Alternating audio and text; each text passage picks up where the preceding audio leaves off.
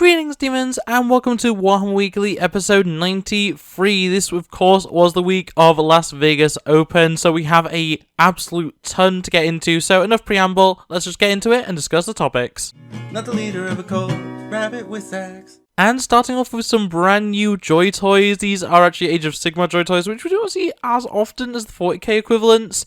And they are Nave and the Black Talon. So obviously, if you've been following the Black Talon series on Warhammer Plus, you will already know these characters. I, unfortunately, have not watched it yet, but there is a great selection of different Stormcast here, along with the Water Elf, I can't remember the name of the actual faction for. But yeah, these guys look great, honestly. Like, they're obviously just standard action figures from Joy Toy, so they're a little on the expensive side, but they are still pretty cool. And yeah, accessory wise, they're pretty good. They have a nice variety, it seems. And yeah, I think my favorite is the one with the bird. I don't know any of these characters, unfortunately, so as I say, I haven't watched the show. But yeah, having the crossbow and the bird and the hood head and stuff like that, really cool to me. I do really like that one. And in general, I think they all look pretty cool. And yeah, that's really all I have to say about them. They are very cool figures, and Joy Toy just keeps succeeding where, like, you know, I feel like McFarlane, as good as their figures are, and, you know, I own McFarlane figures, I don't own any Joy Toys, I feel like the quality that you get out of the figures from Joy Toy, and also how big some of their waves can be, because, like, sure, they'll release, like, single figures sometimes, but, like, McFarlane will release, like, 3 figures for, like, the year, and one of them will be, like, fully grey, so you can paint it yourself, and it's just, like, I like how Joy Toy does it, where they just release, like, entire factions at once.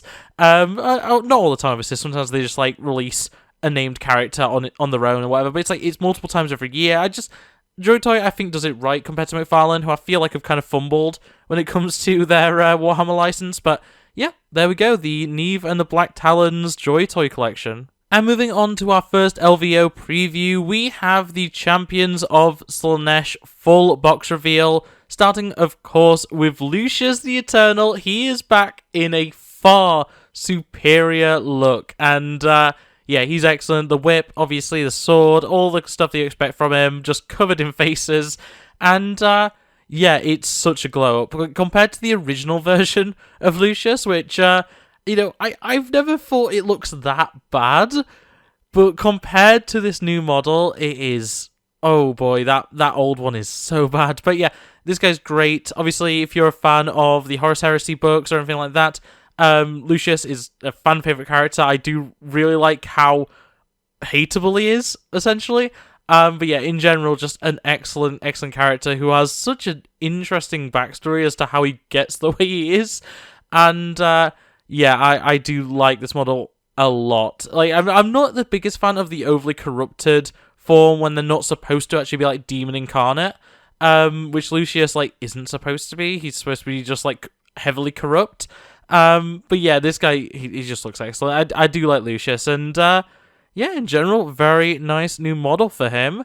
But then we also have the Lord's Exultant, which look pretty interesting. 3 different units here, and yeah, the weapon variety. I think this is a start to, you know, what we're going to be seeing throughout this entire box preview. You know, you got the swords, you got the little pistols, you got chain whips, stuff like that. And yeah, already seeing a little bit of the gas mask face effect that so many of the Emperor's Children end up having. And yeah, these guys look great. I do like that they've gone with a more corrupted look, because traditionally with, you know, the models that we've had, other than named characters, Emperor's Children have by and large been pretty, like, standard Chaos Marines. You know, they've not really had much of the you know, demonic influence, but, like, they're all about that stuff. You know, they're second only to the Thousand Sons in terms of, like, actually enjoying. Like, there's World Bearers as well, I guess, really like the demons, but, like, yeah, they really do like the demonic presence. They actually like that kind of stuff. Or the, like, corruption is really good to them. So it's like, it makes a lot of sense that they would actually, you know, go for that sort of stuff. But yeah, they look great. And honestly, I think it's a good start, honestly, on what all these are going to be. So moving on, we do have Noise Marine units. And actually, we'll start off with the Lord's Cacophonist. This guy just has a giant organ on his back. pretty cool, pretty neat. I will say this is not my mind's eye of, what a Noise Marine should be, and I don't think that's a problem, necessarily. I just don't like this specific design for him, but, I think this is fine. I think this is a good character, and it's a good, lead unit for your Noise Marines, so I do appreciate that they are actually having it. And obviously, if you didn't want this specific model, you could always use the specialized Noise Marine that we've had for years, the one with the giant flaming guitar and everything. That would work pretty well for a Lord Cacophonist, even, and, in general, I think this is a real good unit. It's just, I don't necessarily like the aesthetic of this one in particular. But when it comes to the actual Noise Marines, oh boy, these guys are great. I absolutely love the weapon variety here. We've got a lot of the big noise cannons. We've got some of the noise pistols as well. All of them have the speaker grills on them. It just, there's so much good stuff going on. Obviously, also the speaker mouths and stuff. The classic Noise Marine aesthetic, and oh boy, these guys are great. I really, really do like them. And honestly, I've said before, my major thing with getting Emperor's Children back is that I can actually have Noise Marines again. I want modern Noise Marines, and, this is excellent. I've spent so much time, I've spent more time modding Noise Marines, for my tiny, tiny selection of, Emperor's Children than my actual Thousand Sons, my actual Chaos Legion that I use. And, yeah, oh boy, these guys are great. If anything was going to turn me into an Emperor's Children player over a Thousand Sons player, it was going to be how good the Noise Marines are, and yet they are so good. Their weapons look excellent. The armor selection is so good. The grill faces and everything is just, I love them. I love Noise Marines so much, and I'm so happy to see them back.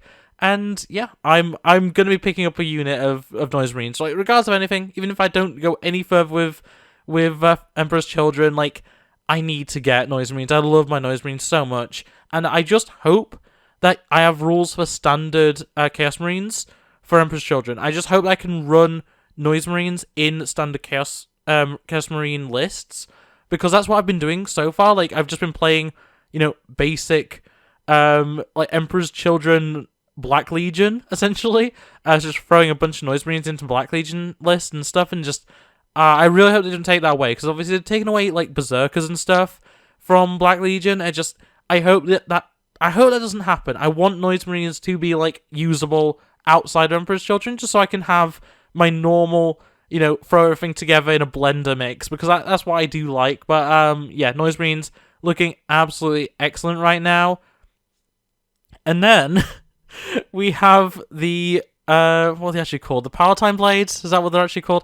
Yeah, the swordsmen, and these guys are crazy looking. The fact that two of them, I was going to say all of them, the fact that two of them have, the elongated heads is so funny to me, and I don't really get it, but they look cool. All the posing is great. Obviously, sword bearers in the Emperor's Children are always excellent, and yeah, these are probably the most, other than the heads, which are weird as anything, they are probably one of the more standard-looking Chaos Marines in the Emperor's Children. Obviously, they have the exposed midriff and stuff, so they're a bit different.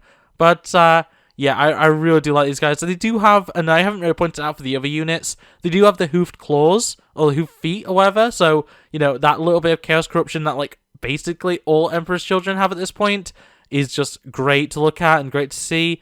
And in general, just some nice sword bearers. We also have, and I don't actually have it written down what these are called, but we have more sword bearers, I guess.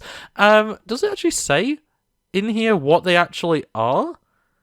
I'm really struggling to see what they're called on the page. It doesn't seem to say what they're called. Are they also just...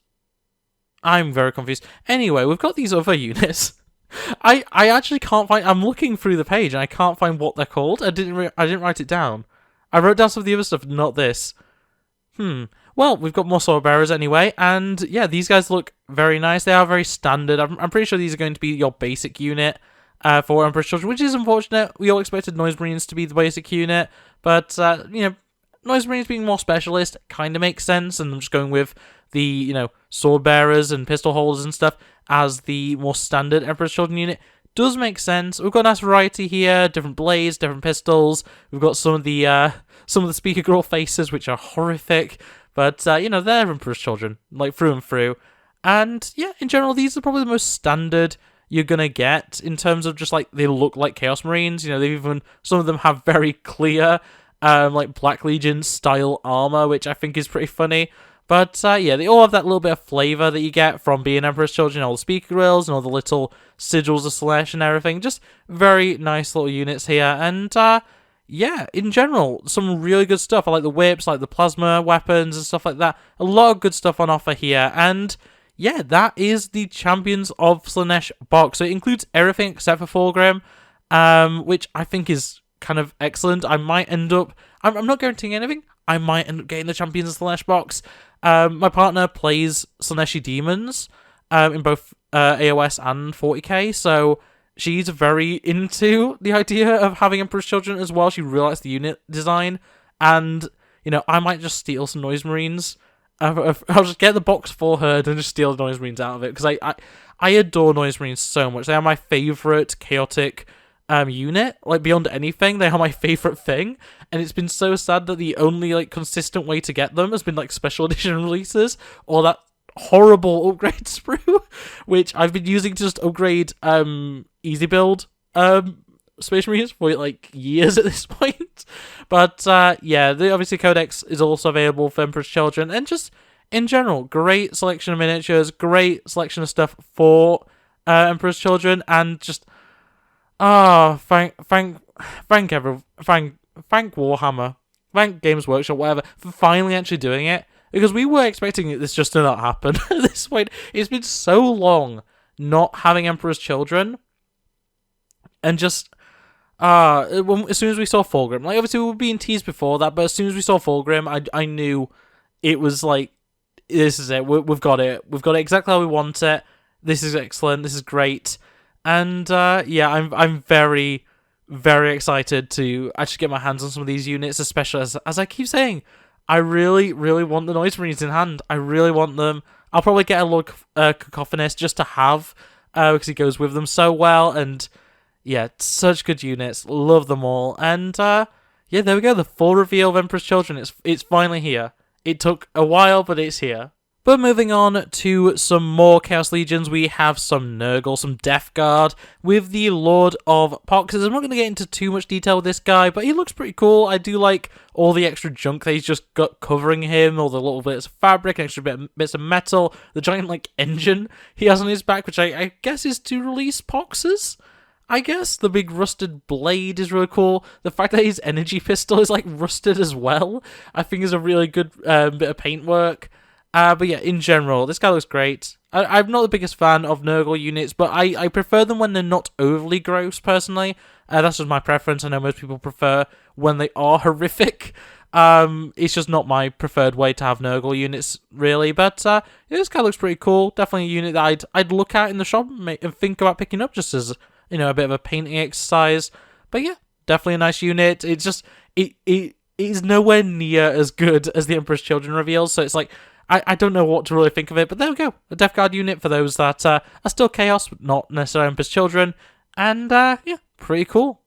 And that brings us to the first of two sets of miniatures based on Black Library releases. So this is the team from Hell's Last, the Minka-esque novel. And, yeah, it's some Militarum characters. They look pretty cool. You've got nice variety here. I don't actually know what they are in terms of what they're supposed to be, but they're Cadian, obviously, as so many things are. And at the end of the day, they look pretty cool. You've got, I'd say, nice variety. You've got the I know what all these things are supposed to be called. I just can't think what they're actually called.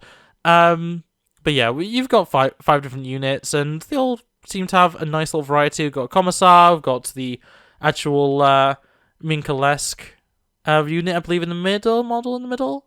I think that's Minka-esque. It doesn't actually label them, which is unfortunate. And then just generic, what they even call veterans, veteran Cadian. They have a special name, but I don't know. A more generic, lesser like Militarum member. I'm not too sure. And then I have absolutely no idea what the one that looks like a Pope is supposed to be. But yeah, these units are good. I think they are actually well detailed and everything. And I'm sure if you're a fan of the book, you're gonna look forward to this. Like, this is a good selection of units. You know, good weapon variety. I'm sure they're gonna play well. And yeah, I'm not the biggest Militarum fan, but yeah, it's all cool. It's all neat and nice variety of stuff and everything. I really just don't have that much to say about it, unfortunately, because I don't know the source material. But flying over to Necromunda, we have some new nomads for the Ash Wastes, and honestly, these guys look pretty cool. I quite like them. They're nothing too special. Like, they look like nomads at the end of the day. You know, they've got all the like bone claw and stuff on there, and they're covered in fabric, covered in little gizmos and gadgets to keep them alive in the Ash Wastes. And yeah, they almost look like they are mutated. It's kind of hard to tell because they almost look like they're like spiderlings. But I believe they are still supposed to be mostly human, if not like mutates. Or mutants. No, it is mutates, isn't it? Because they've been changed by their environment. But yeah, they look pretty good. They've got a nice variety of weapons. You know, spears. You've got more short-range knife weapons. You've got whips. Good variety there. We also have the little spine worms, which I feel like we've seen these more recently than nomads in general. But yeah, it's a new model for them, and it is repeated, but it's all right. They look okay, and you know, who doesn't like a centipede? We also have the upgrade kit, which looks pretty good. Honestly, this would work really well if you were trying to just get some Militarum stuff to look in a very specific way. Look like it comes from like a desert wasteland planet. If you're wanting to make like Tusken Raider inspired Militarum, I think this is a good upgrade kit in general. And overall, like I think that goes for most Necromunda stuff. It's like if you've got an upgrade kit and you like the aesthetic of it, you could probably modify something that you actually play into it. Like that's always my perspective of Necromunda. It's like I don't have any plans to play Necromunda, but some of their units are really nice. And you know, if you are into that aesthetic, you can definitely modify something into it. I'm imagining even potentially using, I don't even know. I'm trying to think of like, no, I've gone blank on anything that I was about to say there. But yeah, just upgrading units with these sorts of nomad gear would look really cool. Just give a nice bit of variety to your miniatures, something that stands out a little bit. And yeah, we also have some terrain kits that go along with it, which is basically a radar tower and then some walls. Pretty standard stuff. We've actually seen at least the walls, I believe. We've at least seen them in part. I'm not actually sure if we've seen them in the full set, but yeah, 72 terrain pieces here, and some good stuff, honestly. It looks good, it looks nice, and it'll definitely go with the Gene Stealer aesthetic, which we do appreciate. We do appreciate a bit of Gene Stealer collaboration, but yeah, very cool stuff for Necromunda, and that is what we have for it. So take us back 10,000 years to the Horus Heresy. We have Heresy Thursday with the brand new Traitor Herald console. Obviously, we recently saw the Loyalist Herald console, which was pretty cool. This one obviously has our Eye of Horus, you know, pretty standard affair overall. Not as interesting in my opinion. I think the Loyalist one is the better unit. He's still bulky, he's still got like all the chain on him and stuff like that. But there's something about, I think it's the not having the Power Fist. I think like the Loyalist having the Power Fist and then, you know, the Traitor not kind of makes him look a bit worse. But I do like the Power Axe. I think that's a pretty good weapon to be having. And we once again do have some different paint jobs for the different Traitor Legions if you are interested in seeing those. But yeah, not the most interesting of units. It's kind of unfortunate that the two things that aren't Emperor's Children, I'm just like, yeah, they look cool, but they're not anything special. We've had some really good Heresy Thursday Traitor stuff recently. And this just isn't, unfortunately, one of the better ones. It definitely looks nice. I like the helmet. The scarred up face underneath is pretty alright. And, yeah, the posing is a bit boring, but, you know, it's a console. What do you really expect? But, yeah, there we go. That is Heresy Thursday. But from LVO, we did get the Thanatar Calyx, which, yeah, is a lovely looking little robot boy. And I know that's Heresy. I know that isn't technically what they are. But, yeah, some more Mechanicum stuff. Love to see it. Just a little robot. Just a little mech. Just a little boy. And, yeah, covered in armaments. I would really love to see something like this painted up to be like War Machine. I know the War Machine colour scheme is just like silver and black.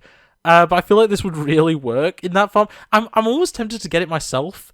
Like, I have no interest in Mechanicum. Like, either in 30k or 40k. But, I would definitely be interested in just seeing this thing painted up in that way. So, you know, look out in the future. I may end up posting something about that in the future. Just picking one of these up and painting up to like a war machine from Marvel. But yeah, pretty cool. Surrounded in weapons, covered in all sorts of armaments, and yeah, looks pretty cool for a pretty standard looking Mechanicum, robot. Siege automata, I guess is what they want to call them. But yeah, pretty cool. Just not that interesting to me, unfortunately. And starting for AOS, we do have the second of the Black Library character reveals. And this one is from Shade of Cain, a Malinef Witchblade novel. And it is, of course, Malinef Witchblade herself. She doesn't look that good, in my opinion. I think they haven't really captured the book front cover artwork very well, which is fine. It is what it is. But yeah, she's a little bit... I feel mean saying it, but she's a little bit ugly. I don't know. And the face is a little bit all over the place. I do like the daggers, the various swords that are over her. The actual movement of her is really nice. You could definitely use her as some sort of generic assassin if you didn't want to use her as the named character. And yeah, overall, not much to say about her. She's pretty standard, but yeah, I do quite like the posing and everything. I'm just not a huge fan of the face sculpt though. A better paint job might fix it. I don't know. I'm not really sure about that one, but yeah, definitely a nice unit, definitely a nice model, just necessarily not perfect in terms of how it's been painted, unfortunately. But that brings us to the Soulblight Gravelords reveal, which is the entire Death Rattle box army set, whatever you want to call it. And I'm going to be a lot quicker with this one just because I know far less about Soulblight Gravelords compared to, the other army set that we saw, which was obviously the Emperor's Children. But yeah, I'm not going to go over names as much. I'll say the odd one because I know some of them. But yeah, starting off, we do have the White King on Skeletal Steed, and yeah, this guy looks absolutely excellent. Just having a skeleton on a skeleton horse is just fun to me. I really do like the aesthetic of it. I could definitely see someone painting this up to be like a Ghost Rider, which would be pretty cool. But yeah, definitely a good aesthetic overall. The paint job kind of hides a lot of it, I feel. I feel like having it a bit cleaner. I know it goes against Soulblight Gravelords a little bit doing that, but getting rid of the patina, I think would also make this stand out a bit more. I don't know, that might be a weird opinion to have, but yeah, you've obviously got the giant axe sickle sort of weapon, the shield, all the furs and all the different fabrics going on. Just generally a really nice unit. You also have the option for a circular shield with a more standard saber sword. And yeah, overall pretty cool. We of course then also have the what are they called? The guards. What are they actually called? They're called something guards, right? Barrow guards? I don't remember. But we do have the generic troops, which look pretty good. We've got banner wavers and stuff like that. Nice selection overall, spear holders. We've got drummer boys and stuff like that. There's a lot of good variety here, and unfortunately they are just skeleton knights, which is pretty generic. We also have the horse rider equivalents, which, are pretty good. Some of them have jousting equipment, stuff like that. I think there's a nice variety of units here if you are a fan of Soulblight Gravelords. And yeah, I do quite like the Trumpeter character that we have here. More banner wavers and stuff like that. A lot of good stuff, but not necessarily anything I'm overly sold on. There's, of course, the Prince Vaudry, the Master of the Crimson Keep unit as well. I think we did see this one, at least in teaser form. We might have seen it as part of a Rumour Engine, I can't actually remember. But you do have both the mounted and unmounted variants of the big dragon there, which look pretty cool. Obviously it's the vampire riding the dragon, so it's a little bit different compared to the other Soulblight stuff, but yeah, still pretty cool. And then we have the horse rider as well, and yeah, not as cool as the skeleton horse in my opinion. But yeah, the vampire stuff is definitely less interesting to me than the skeleton stuff when it comes to Soulblight. But yeah, the Death Rattle Tomb Host, very good looking box with all the different units. And alongside that, we also have the Battle Tome. And there is also a new book. I'm not going to go over it, but there is a new book as well if you're interested. As I say, I'm not very knowledgeable about Soulblight Gravelords. I'm not really interested in them that much.